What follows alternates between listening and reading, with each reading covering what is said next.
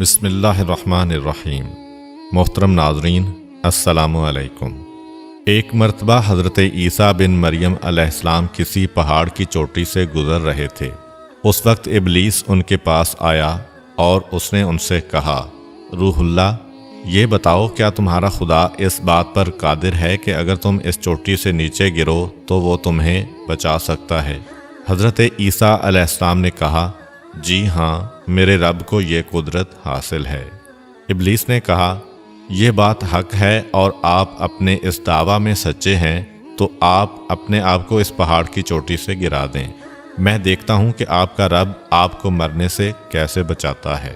حضرت عیسیٰ علیہ السلام نے محسوس کیا کہ شیطان لعین انہیں ناجائز وسوسہ میں مبتلا کرنا چاہتا ہے۔ انہوں نے اس سے کہا، لعین، کیا تو چاہتا ہے کہ میں اپنے رب کی آزمائش کروں؟ یہ علیحدہ بات ہے کہ مجھے اس بات کا یقین ہے کہ میرا خدا میری حفاظت کرے گا۔ اللہ کا ہر فرمان برحق ہے اور ہمیں اس میں شک کرنے کی کوئی گنجائش نہیں ہے، لیکن میں خدا کی آزمائش نہیں کرتا۔ کچھ دنوں بعد ابلیس ان کے پاس آیا اور ان سے کہا، عیسیٰ علیہ السلام، تم تو اللہ ہو کیونکہ تم مردے زندہ کرتے ہو اور غیب جانتے ہو اور لوگوں کو غیب کی خبریں دیتے ہو۔ حضرت عیسیٰ علیہ السلام نے اس کی بات کاٹتے ہوئے کہا، لعین، تو جھوٹ بکتا ہے، میں خدا کا مستجاب الدعوات بندہ ہوں۔ اللہ میری دعائیں قبول کرتا ہے اور اسی کے حکم سے مردے زندہ ہوتے ہیں، اور جہاں تک غیب کی باتوں کا تعلق ہے تو خدا مجھے غیب کی اطلاع دیتا ہے، میں لوگوں کو اس کی خبر دیتا ہوں۔ جب ابلیس نے دیکھا کہ عیسیٰ علیہ السلام اس کے جال میں پھنسنے پر آمادہ نہیں ہیں تو اس نے چیخ ماری اور ان کے سامنے سے بھاگ کھڑا ہوا۔ ابو نصر نشاپور کا ایک سلطان ہو گزرا ہے۔ ایک مرتبہ وہ لاؤ لشکر سمیت اپنے دارالحکومت میں داخل ہو رہا تھا کہ ایک مکان سے قاری کی آواز نے اسے چونکا دیا۔ ابو نصر قرآن سننے کے لیے رک گیا۔ قاری نے دلسوز آواز میں سورہ آل عمران کی آیت نمبر 26 کی تلاوت کی، جس کا ترجمہ یہ ہے، آپ کہہ دیں کہ اے اللہ، تو ہی مالک الملک ہے، تو جسے چاہے سلطنت عطا کرے اور جس سے چاہے سلطنت چھین لے، اور جسے چاہے عزت دے اور جسے چاہے ذلت دے، تمام بھلائی تیرے ہاتھ میں ہے، بے شک تو ہر چیز پر قدرت رکھتا ہے۔ اس آیت مجیدہ نے سلطان کے دل پر گہرا اثر کیا۔ وہ یہ آیت سن کر کانپ اٹھا، گھوڑے سے اترا اور رکوع کیا، پھر سجدہ بجا لایا۔ کچھ عرصہ بعد اس قاری کی وفات ہو گئی۔ اس کے ایک دوست نے خواب میں قاری کو دیکھا کہ خدا نے اسے جنت میں عظیم مقام عطا کیا ہے۔ اس نے قاری سے پوچھا کہ تجھے یہ مقام کس وجہ سے نصیب ہوا ہے؟ قاری نے جواب دیا، میں تو ایک بدکار اور گناہگار انسان تھا، میرے نامہ اعمال میں کوئی خاص نیکیاں نہیں تھیں، مگر اس کے باوجود خدا نے مجھ پر خصوصی کرم کیا اور مجھے یہ مقام عطا کیا، اور خدا نے مجھ سے فرمایا، تو نے دنیا میں ایک سلطان کو ہماری عظمت یاد دلائی تھی، اس کی وجہ سے ہم آج تجھ پر رحم کر رہے ہیں اور تجھے بلند مقام عطا کرتے ہیں۔ جی ہاں، اللہ تعالیٰ کا فرمان ہے، فاذکرونی اذکرکم، تم مجھے یاد کرو، میں تمہیں یاد کروں گا۔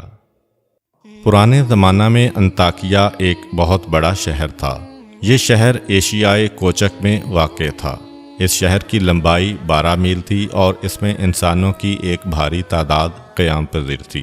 انطاکیہ شہر کے لوگ گمراہ اور ظالم تھے۔ وہ ستاروں اور بتوں کی پوجا کرتے تھے۔ اللہ تعالیٰ نے ان کی رشد و ہدایت کے لیے ان کے پاس 2 نبی بھیجے۔ اہل شہر نے ان کی تکذیب کی تو ان کی تقویت کے لیے تیسرے رسول کو وہاں بھیجا گیا۔ چنانچہ تینوں انبیاء نے لوگوں کو خدا کے راستہ کی دعوت دی اور شہر کے گوشہ گوشہ میں انہوں نے تبلیغ دین کی، لوگوں کو توحید کی دعوت دی، معاد اور یوم قیامت سے آگاہ کیا اور انہیں عذاب خداوندی سے خبردار کیا۔ اہل شہر بڑے بدبخت تھے۔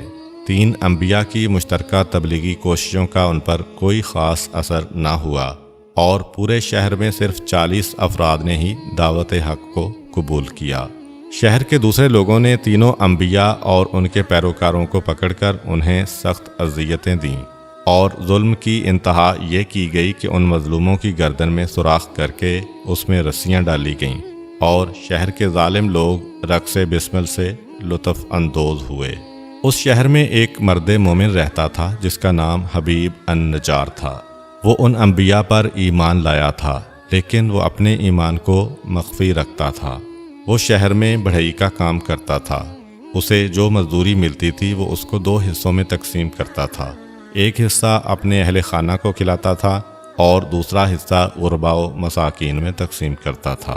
جب حبیب النجار کو اس ظلم کا پتہ چلا تو انہوں نے اپنی قوم کو تبلیغ کرتے ہوئے کہا، اے میری قوم، ان رسولوں کی پیروی کرو، ان کی اتباع کرو جو تم سے کوئی اجر نہیں مانگتے اور وہ راہ راست پر ہیں، اور میں کیوں نہ اس ذات کی بندگی کروں جس نے مجھے پیدا کیا ہے اور جس کی طرف تم سب کو پلٹ کر جانا ہے۔ کیا میں اس ذات کے علاوہ کسی کو معبود بناؤں؟ جبکہ اگر خدائے رحمان مجھے ضرر پہنچانے کا ارادہ کر لے تو ان کی شفاعت مجھے کوئی فائدہ نہیں دے سکتی اور نہ وہ مجھے چھڑا سکتے ہیں۔ تب تو میں صریح گمراہی میں مبتلا ہو جاؤں گا۔ میں تو تمہارے پروردگار پر ایمان لے آیا ہوں، لہٰذا میری بات سن لو۔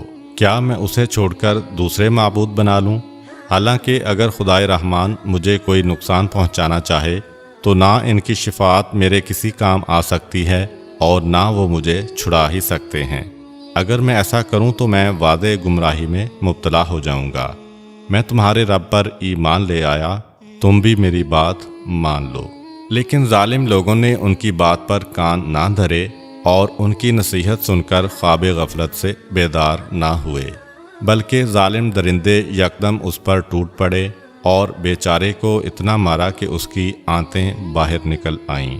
پھر اس کا گلا دبا کر قتل کر دیا اور لاشا کو ایک کنویں میں ڈال کر اس میں مٹی ڈال دی گئی اور وہ کنواں اس کا مدفن بن گیا۔ بعض روایات کے مطابق ظالموں نے اسے پکڑ کر آری سے 2 حصوں میں تقسیم کیا تھا۔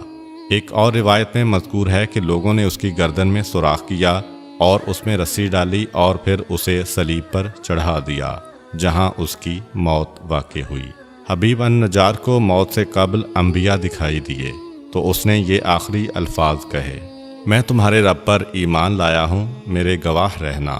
اس کے بعد اس کی روح قفس عنصری سے پرواز کر گئی۔ اللہ تعالیٰ نے اس کی قربانی کو قبول کیا اور اسے عظیم ثواب دیا۔